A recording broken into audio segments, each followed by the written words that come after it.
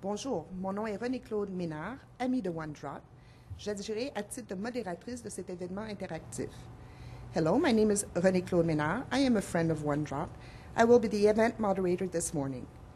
This morning, you will have Guy Laliberté, Chairman of the Board of OneDrop, and Liliana Perecha, Executive Director of OneDrop, that will give us the 3-year review.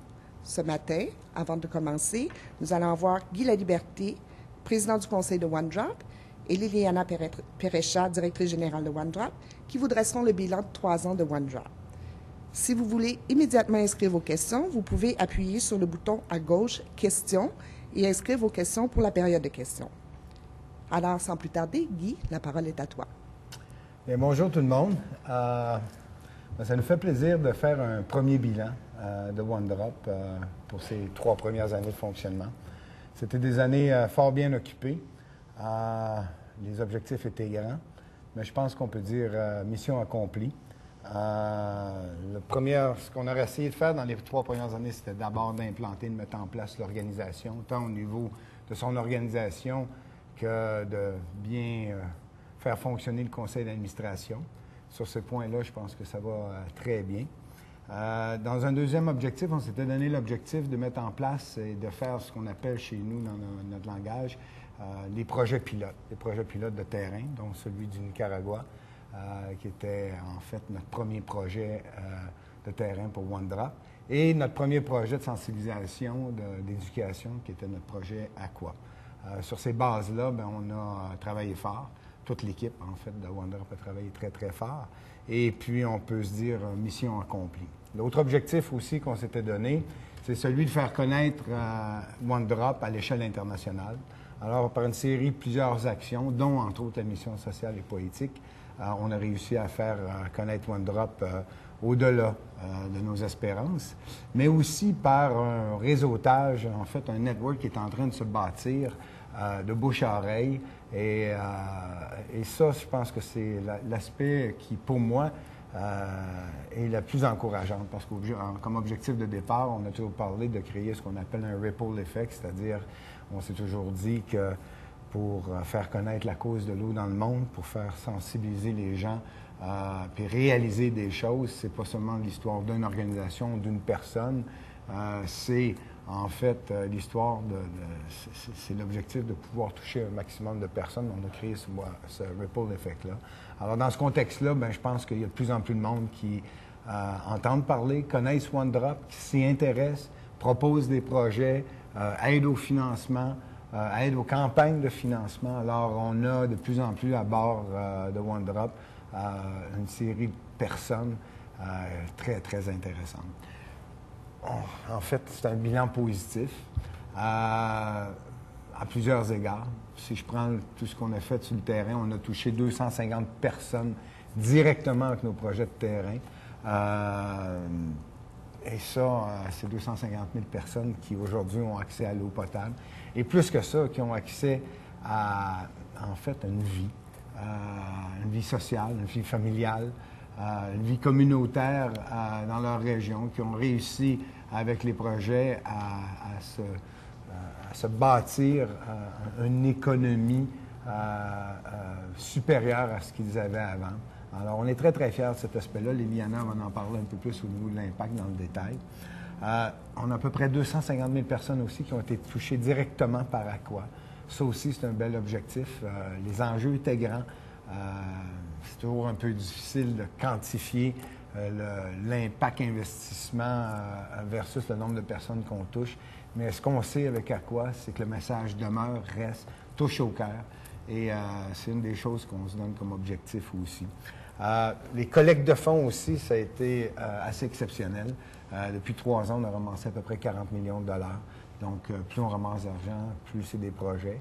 Alors, on va continuer à être très actifs et il y a plusieurs choses qui s'en viennent qui risquent d'aller dans le sens d'augmenter notre capacité de ramasser des fonds. Alors donc, une base solide et prometteuse pour l'avenir. On a aussi mis en place un fonds de microfinance avec la Caisse des Jardins, le Mouvement des Jardins. Et puis, nos intentions, c'est de multiplier aussi nos présences sur les tribunes publiques pour faire comprendre, parler de plus en plus de la situation de l'eau dans le monde. In English now, well, first of all, we're celebrating our 3 years of activities today. I think it's a great first 3 years. It was hard work from all the team at One Drop, but also this was a period of time that we achieved to put in place an organization, a great organization. I'm very proud of all the people working at One Drop, and also a board of people that are very involved in every decision at One Drop. So as the founder of One Drop, I'm very happy about that. You know, at One Drop, we had some objective at the beginning. It was ambitious, and one of the things that we did at the beginning was to execute what we call our pilot project. We want to do field project, and you know, we start from our previous experience with Cirque du Monde, but also we want to personalize the action project on the field for One Drop. So with our Nicaragua project, we did that first pilot. It was very successful. So based on that success, we built up the other project. There's also our pilot project, Aqua. That was a project of sensibilization, education, through an exposition, an expo, interactive expo called Aqua. This also was very well done, and execute has been touring since last year. Different museum in Quebec. It will be in Ontario. It will be exported in New Zealand this year. So on the aspect of the starting and putting in place the different pilot, we achieved great success. The other objective we gave ourselves is sensibilization. We want to make sure One Drop was known from as many people around the world with a poetic social mission. This is mission accomplished, even over what were expected. Already everywhere I'm traveling in the world, there's people talking to me, knows about One Drop, express interest of collaborating to it. It had generated great interest, not only in terms of question, but also in terms of involvement. There's more and more people getting involved either by collaborating with project of One Drop or giving money to One Drop. So this is mission accomplished, and there is a lot of things in discussion. You know, today, after 3 years, there's 250,000 people in a field project that in certain countries that have now access to clean water, have now access to a better social life, a better family life, and this we could be very proud of. And this is, I believe, only the beginning. There's also 250,000 people that have been touched directly with the Aqua project. So now they are sensible of it, and I believe we have touched them to the heart. And this, I believe, have longer and better effect than taking an hammer and hammering on the head of people to let them know things. You know, one of the other objectives is to do some advocacy about water. We're there to talk more and more about the importance of water for the future of the world. And I think with the fact that we working now on solid base for the future of One Drop, it looks very good in the future. It will be hard work. You know, this is a very long mission. It's ambitious. The problem is big. And so we will need a lot of hard work. But I think the ripple effect is taking place slowly, and we're very happy of the first 3 years. We also achieved to put in place a microfinance project in collaboration with La Caisse des Jardins. This is also, we're very happy about it. So not only will we do field project, but it will be followed and supported by microcredit. So I think it's mission accomplished on our side. Maybe Liliana, you could talk a little bit more about the specific of the impact, but I think I covered pretty much what I want to say as the opening statement. Merci Guy. Liliana? En effet, on peut dire mission accomplie. Je pense que faut revenir justement, c'est quoi la mission de One Drop? C'est de lutter contre la pauvreté en donnant accès à l'eau potable et d'éduquer et de sensibiliser les gens. Comment est-ce qu'on a pu lutter contre la pauvreté? L'eau est un outil de développement économique. Et au Nicaragua seulement, où est-ce qu'il y a eu ce fameux projet pilote auquel tu as fait référence, Guy, les familles, les 1350 familles avec qui nous avons travaillé, les 30 écoles que nous avons atteintes, bien, les revenus de ces familles-là ont triplé ou quadruplé parce que l'eau, ce n'est pas seulement un puits, ce n'est pas seulement un système de filtration, mais c'est aussi capter ces eaux qui viennent du ciel pour optimiser le peu d'eau qu'il y a. C'est d'irriguer des jardins, de produire des légumes et des fruits. C'est de pouvoir avoir une sécurité alimentaire grâce à cette production-là. Et c'est surtout aussi de les vendre quand on peut avoir accès à la microfinance et produire plus et de se sortir de façon durable de cette pauvreté-là. Et comment ça devient durable? C'est qu'il y a tout un volet d'éducation populaire qu'on met en œuvre grâce à l'art social, grâce à ces bonnes leçons apprises par le Cirque du Soleil et le programme Cirque du Monde, où est-ce qu'on vient vraiment changer les comportements et les attitudes des personnes pour s'assurer que ces bonnes habitudes-là sont vraiment bien imprégnées. Donc, ce n'est pas seulement au Nicaragua que ça se passe, ça se passe aussi au Honduras depuis l'été 2008, ça se passe au Salvador depuis quelques mois. Ça commence aussi en Haïti suite au séisme. One Drop a décidé de s'investir dans cette région. Ça débute aussi en Inde. Et l'année prochaine, si tout va bien, en 2011, on va commencer notre grappe ouest-africaine. Donc ça, c'est le volet du Sud, comme on dit communément. Dans les pays développés, Guy l'a bien expliqué, à quoi est notre outil d'éducation de sensibilisation. On a tourné à Montréal, à Québec, à Ottawa et on va aller traverser l'océan Pacifique pour se rendre en Nouvelle-Zélande à partir du printemps 2011 et par la suite l'Australie. Et évidemment, toute la question de cet effet d'entraînement, de joindre et de rejoindre le plus grand nombre possible de personnes, que ce soit les 250 000 qui ont été touchés par Aqua ou par nos nouvelles, notre site Internet, par les tribunes, les conférences que nous donnons. Pour nous, tout ça, c'est une façon de toucher et de rejoindre les gens. So, not only is it a mission accomplished on a very wide variety of things, One Drop's mission is to break the cycle of poverty by giving access to water and to educate in areas where there is water. What is wonderful about breaking the cycle of poverty is that we've seen with our Nicaragua pilot project that after the beginning, the families, the 1,350 families that are touched by these programs and the 30 schools where we also did the program, not only got an access to the wells, to the water filtration system, to the water captation system, the cisterns, the drip irrigation system, the latrines as well, but they managed to grow because water is not only to drink, but it's also to grow food. And they managed to increase the variety of what they grow and to sell the surpluses. So they tripled or they quadrupled their revenues, thus bringing a sustainable way of keeping this water in a very upright manner. We're doing that not only in Nicaragua, but also in Honduras since 2008. And we started a few months ago our program in El Salvador. And we also decided after 80s earthquake to get involved in the 80 region. And we also started a program in India a few months ago. So that's for the developing countries. In the developed countries, as Guy as well as said so well, we've reached 250,000 people through our Aqua program in Montreal, in Quebec City, and in Ottawa. And we'll be very happy to cross the Pacific Ocean and go in New Zealand in next spring and follow that by a program in Australia. What is also very important to us is to touch people and reach them and make sure that not only through Aqua we manage to change and influence their behavior, but through our web system, through our newsletter, through the Poetic Social Mission, we managed to go and talk at different tribunes and different conferences and try to touch people.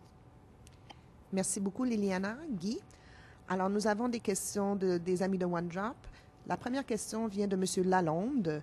M. Lalonde pose la question, maintenant que l'expérience Aqua est terminée, prévoyez-vous poursuivre avec des projets concrets auprès des populations d'Amérique du Nord afin d'encourager la diminution de la consommation de l'eau? En fait, Aqua ayant été le premier projet de sensibilisation, on est en fait en processus de développer d'autres outils de communication et de sensibilisation dans les pays nord. Des projets basés sur des approches créatives. On est inspiré parce qu'on l'a fait au Cirque du Soleil depuis bien du temps. Quoi en était en fait le parfait exemple.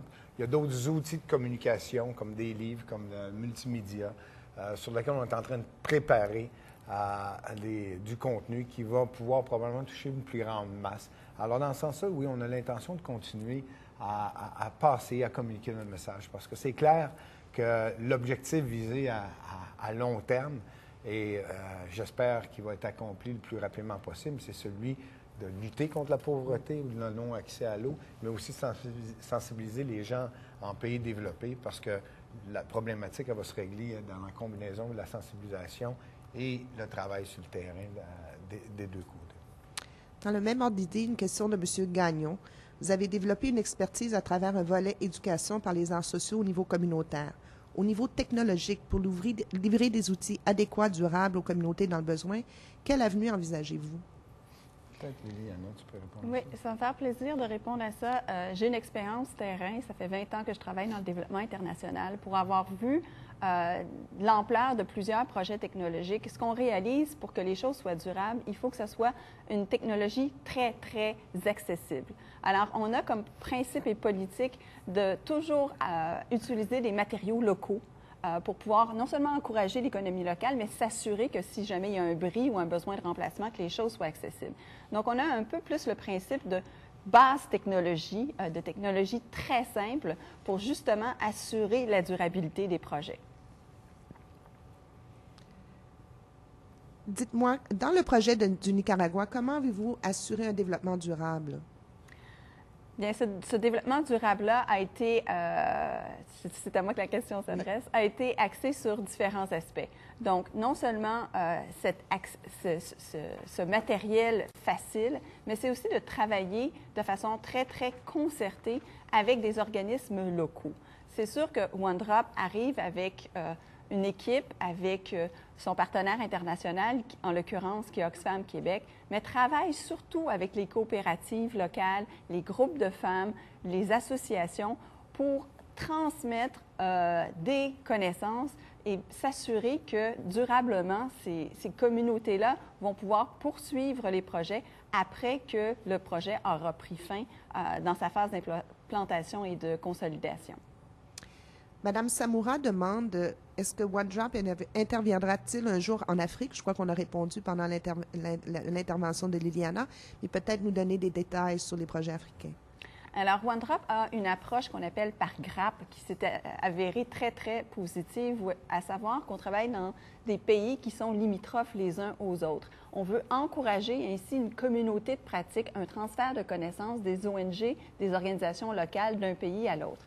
Alors, pour l'Afrique, on a défini qu'on allait travailler dans la région de l'Afrique de l'Ouest. Pourquoi cette région-là? Un peu aussi comme pour l'Amérique centrale, on identifie toujours les zones où est-ce qu'il y a une rareté de l'eau comme étant le premier critère. Le deuxième, où est-ce qu'il y a une certaine gouvernance locale qui peut engendrer une durabilité des projets. Le troisième, où est-ce qu'il y a une société civile, des organisations locales qui sont importantes. Et la dernière, comme on travaille dans un esprit très positif, où est-ce qu'on veut avoir un impact direct, on veut s'assurer qu'il y a des résultats possibles dans un laps de temps acceptable. Donc, en Afrique de l'Ouest, nous avons identifié les 3 pays qui sont le Burkina Faso, le Mali, et on hésite encore pour le 3e pays, soit le Bénin ou le Niger. Et normalement, c'est en 2011 qu'on va démarrer la phase de préparation pour notre projet au Burkina Faso.